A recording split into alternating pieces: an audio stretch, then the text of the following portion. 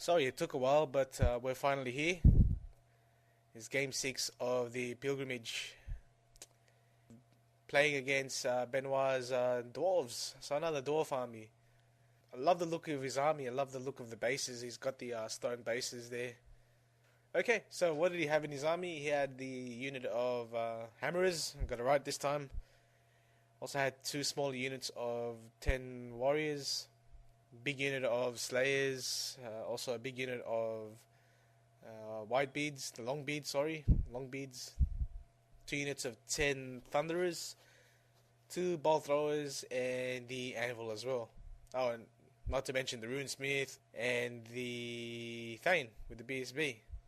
So at the start of the game, we rolled off sides, and he got the roll for choosing, and had to choose the side with the heal, or as you do.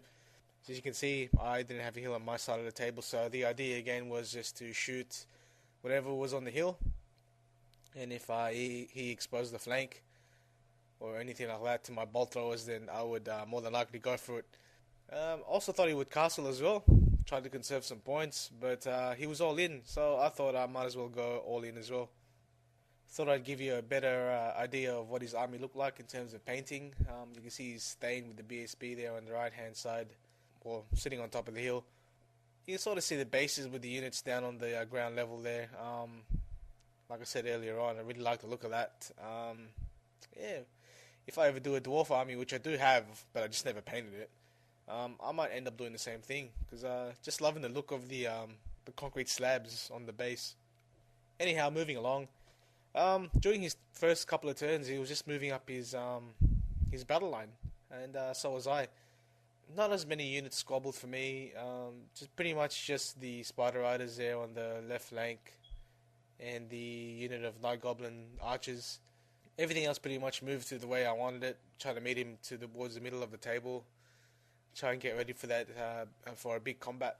And during Benoit's first turn, his shooting phase, tried to get the anvil off, and what happened was he tried to roll for just a normal one, normal Wrath and Ruin, 2+, rolls a 1, and to see what happens, he rolls another 1.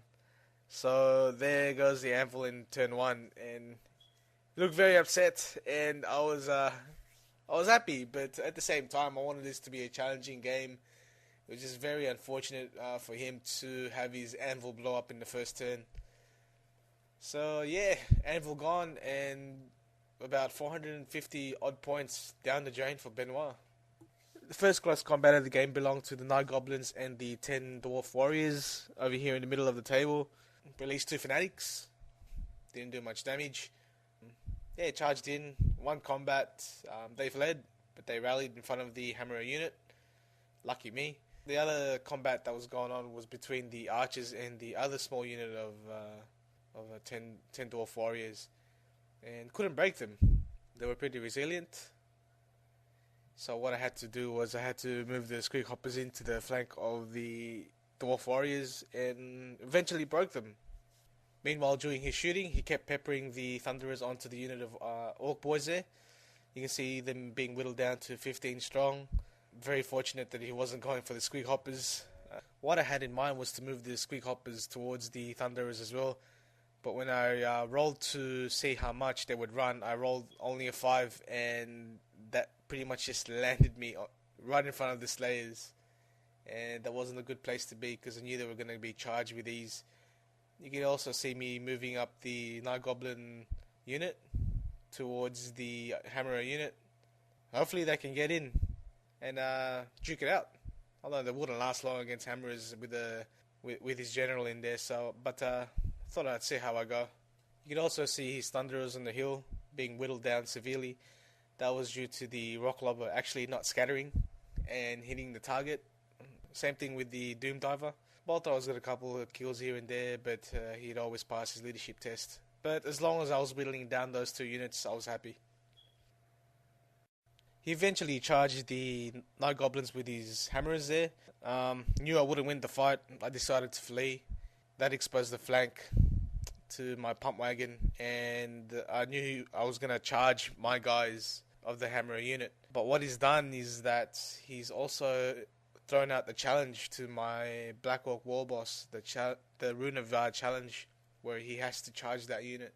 In the end, this is what happened. 25 Orc boys with the Shaman charged in, the Pump Wagon moved in, Wyvern moved in, and that smaller unit of Orc boys got in a little bit later. Despite so many kills that I caused, he stuck around with the fight.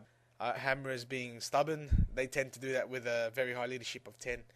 In the ensuing turn, which was his turn, he's charged the Slayers onto the rear of the Wyvern, and that unit of 4 Dwarf Warriors charged into the flank of the Pump Wagon. And the result was one big messy combat down the middle. In the fear of copping so much attacks from the Slayers, I challenged his Troll Slayer. He did a wound to my Wyvern, and I managed to kill him with the Black Orc War Boss in return.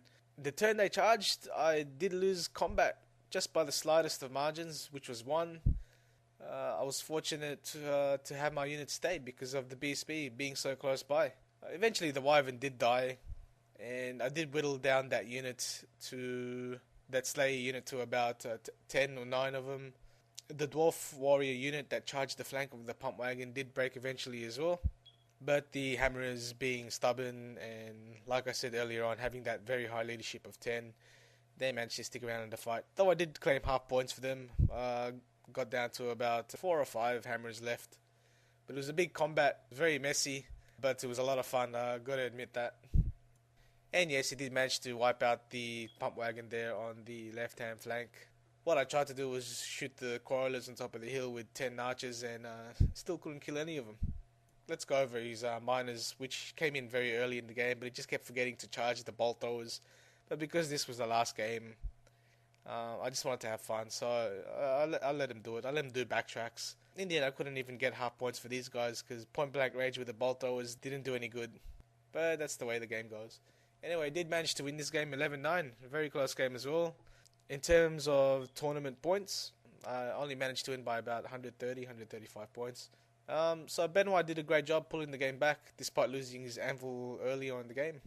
But yeah, game 6 out of the way, and it was good to finish off the day with 2 wins.